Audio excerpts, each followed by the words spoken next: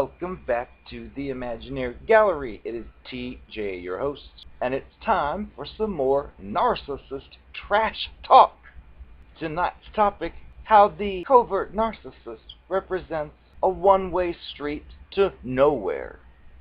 When you meet the covert narcissist, it seems like a dream come true.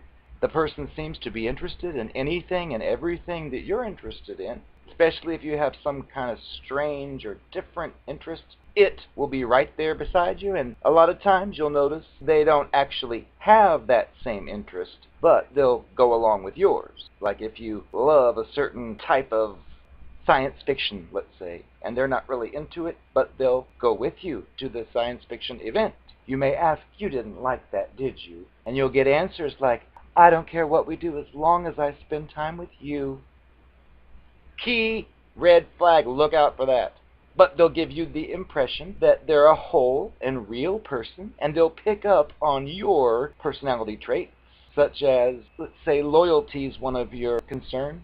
You may bring that up and say something about how, "Oh, my sister's upset because her husband's not very loyal to her. I think it's horrible." Or you may talk about your own situation, that, "Oh, I was with this person, and oh, he or she was not very loyal. This happened." Well, you're giving away pieces of your values to this creature, and you'll notice them mirrored right back to you, such as, "Oh, I know exactly what that's like," or, "Oh, yes, my sister did that too," or whatever, which is designed to make you, if you were insecure about the subject at first and brought it up just to test it, and the person was receptive like that, you'll be comfortable thinking, "Oh, okay, well, I don't have to end this thing right now," and you'll keep going in many cases. When I say it's a one-way street, what you'll learn about this covert creature, it's got at least two distinct personalities, one of which you'll probably only see. The other one you'll only learn about at a later time. But the personality you'll see will be like we just discussed, someone who's interested in anything you're interested in, wants to do anything you want to do. The other side of them is hidden, like Dr. Jekyll, Mr. Hyde. And that's the daredevil who has the audacity to come into your life, pretend to be just like you, just to get what it wants out of you, whatever that may be, and behind the scenes is pretty much the opposite of all that it presents to you, such as the loyalty thing. It tells you it's loyal to you. Chances are, behind the scenes, it's running off behind your back, getting away with things that are evil. They get a thrill out of that. Narcissistic supply. The idea, let's say it's a poor person and you're a rich person, they'll be thinking to themselves, "I got a rich person, and it has no idea what I'm really like, and it's really a thief, a liar, a killer, a con artist." But it'll present itself as the perfect partner, and any questions about what happened to your previous relationships, "Oh, they lied. Oh, they were evil. They stole from me. Oh, they cheated. Oh, they were disloyal," is what you'll hear. And then you might be tempted to feel sorry for this poor person and think, "Well, I'm going to make a difference in this person's life. It's been so nice to me. I'm going to make sure I don't treat it like they did." And you'll fall for it in many cases. The creature will also pick up on your insecurities, whether, again, it's you discussing your own, or your sister who found out her husband was seeing somebody else and you just think that's so terrible. You might get a mirrored response back of, "Oh, yes, I've seen that before. That is awful. There's no reason anybody should ever be unfaithful." And of course, that very night, it's running off with somebody else being unfaithful to you, but you won't know about it. And problem is, you can't discuss it. It's not a real person. It's a fake person. So if you are a real person and you attempt to have a discussion and say, "Look, you said you left here last night and went home, but I happened to go to the store by your house and noticed your car was gone. You told me you went right to bed. Where were you?" You'll get a lie. "Oh, I parked at the neighbor's," or, "Oh, my car must have been stolen," or anything to prevent telling you that really it went over to your best friend's house to seduce him or her. But these people love to capitalize on your insecurities.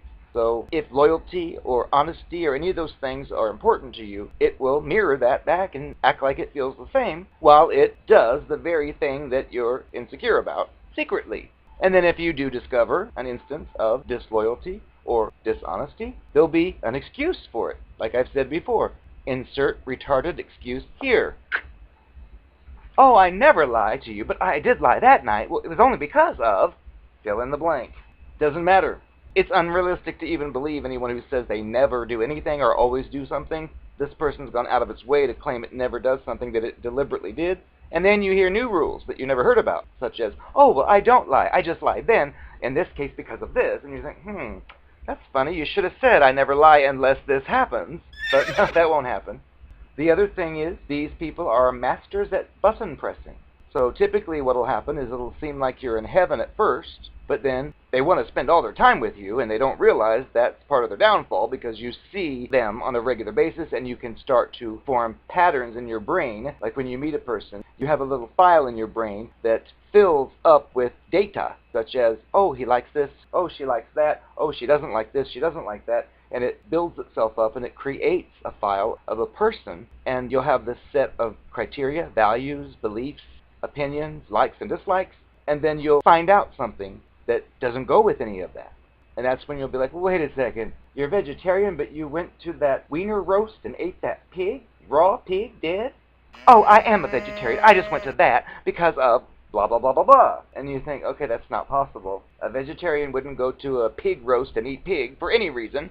But you can't have such discussions with these creatures. They will make it out that you're crazy for saying such a thing, even though anybody else would think a vegetarian's not going to eat at a pig roast unless they had vegetable dishes only, and of course they didn't.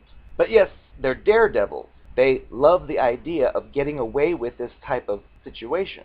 They probably leave your presence and think to themselves how great they are for fooling someone like you, and then in turn they believe that you deserve to be fooled because you have given into their game so far. They feel the game is on. So even if you were to say, hey, is this real? Are you playing a game? You're going to be told, oh no, there's no game.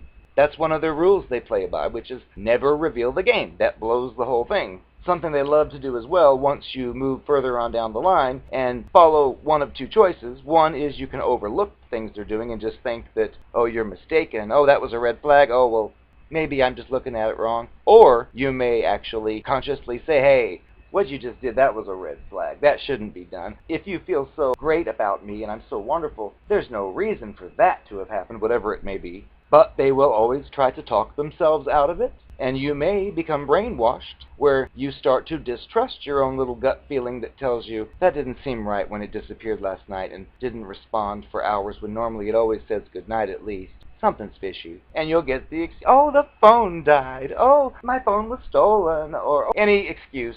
Doesn't matter. But what they'll do is press your buttons. So if several events like this happen where it disappears for a whole evening, no answer, no call, no goodnight, and it's not like the typical person, which usually happens once they've gotten their hook sunk into you, you may start to question more aggressively or assertively and say, well, wait a second. It's been several times now that this has happened, and the last two times somebody said they saw you out at some other party that night and you claimed they were lying or mistaken, but I'm starting to think maybe they're right. And then you'll get the pity play. You're going to believe a stranger over me? Oh! And they're going to act like they're all hurt. And yes, at this point, maybe so. But they will end up using your reactions against you. Because remember that part in the beginning? When you were building a file of who they are? Well, they're building a file of who you are as well, which includes all of your insecurities. And they are deliberately going out and doing things that would be devastating to you if you knew. And that's part of their thrill seeking.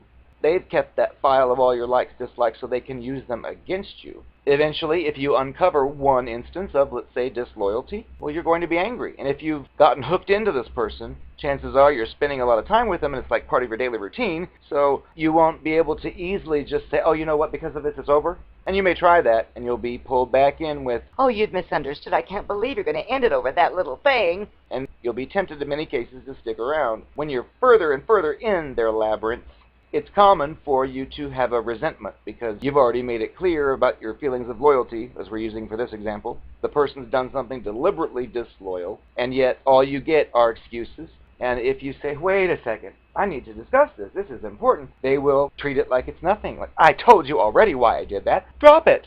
And you're like, I'm not over it yet. I haven't resolved it yet. I'm still battling it in my brain with the cognitive dissonance that's created because of the file you built already that doesn't include any disloyalty, all of a sudden has been thrown off with a big example of disloyalty. It's natural. And see, remember that person in the beginning that was in love with you and anything you wanted it took care of. Now you're concerned about something, and because it's about it and it's not right, it's going to treat that like you are the abuser. You are going to be treated as if you are wronging this person.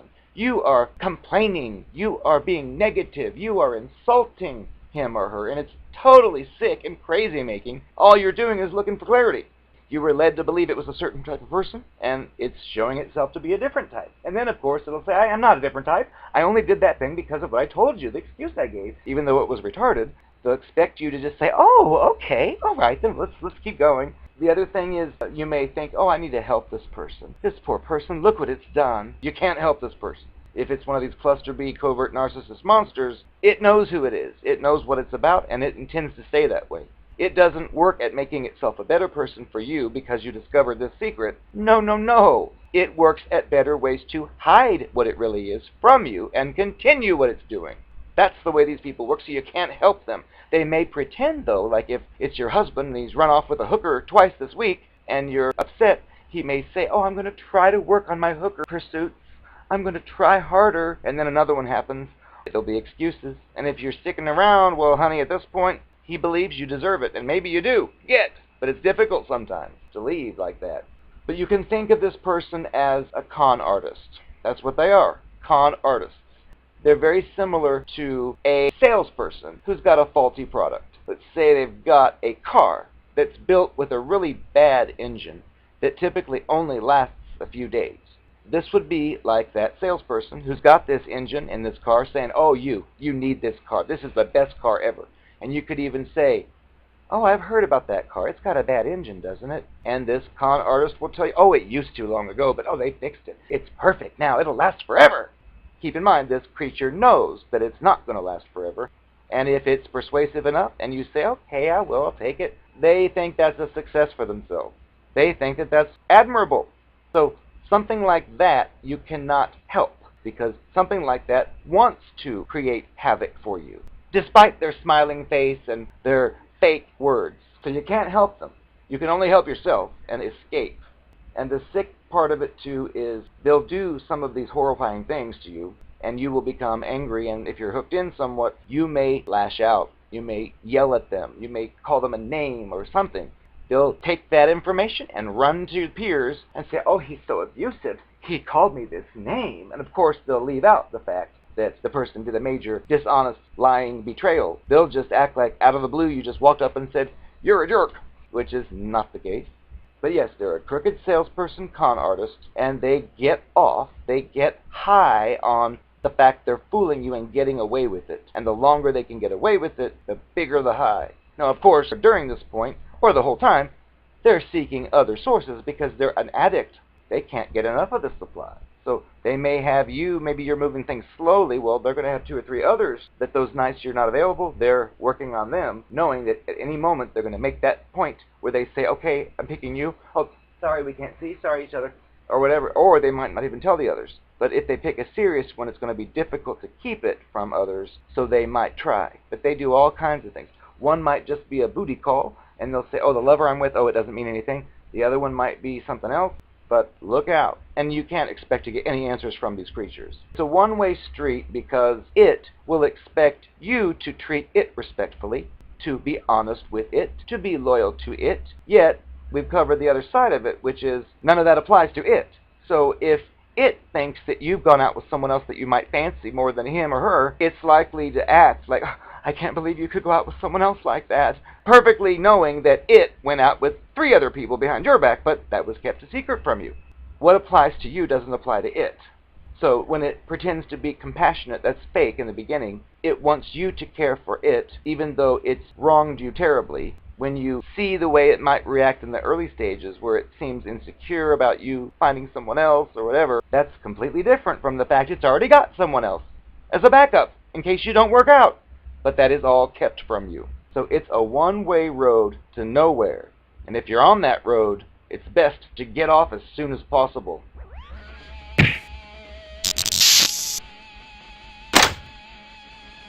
I am the Narcopath. Hi. Welcome to False Flag Tips from the Narcopath. Several people have been asking me how to organize a good false flag, so I figured I'd lend my services to you and tell you.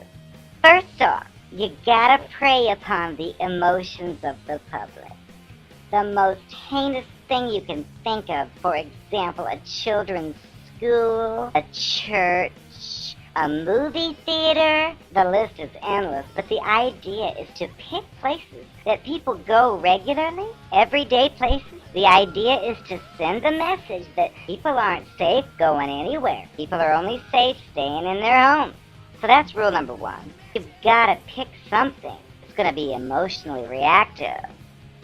I must admit it works every time. I mean, the more innocent the victims, the more effective it is for the public.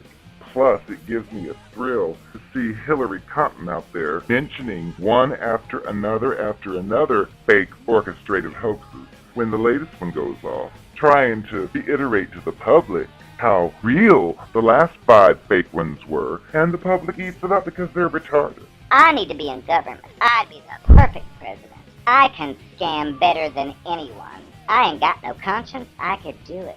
But yes, they love to have their speaking in public about how, oh, we can't have another Sandy Hooker. We can't have another fake Pulse shooting. We can't have another Boston bombing fake. I'm getting sick of it. If they're not going to include me, I'm going to tell on them. That's all there is to it. That's right. If they don't include me in the next one, I'm going to tell on them. They rejected me for the last one because I was busy. But look, you look out. I'll be on. Stage near you, a staged event, maybe with a car overrunning me. I'll have my shoe off, and I'll be laying in the pavement. See you then. I am the Narcopath, and I'm also Lola Left, and Sandy Hooker, and Sandy Hoaxtard. Accepted. I have multiple personalities because I was a victim of MK Ultra. Don't you want to show me some sympathy? Who cares if I lied to you? I can't help it.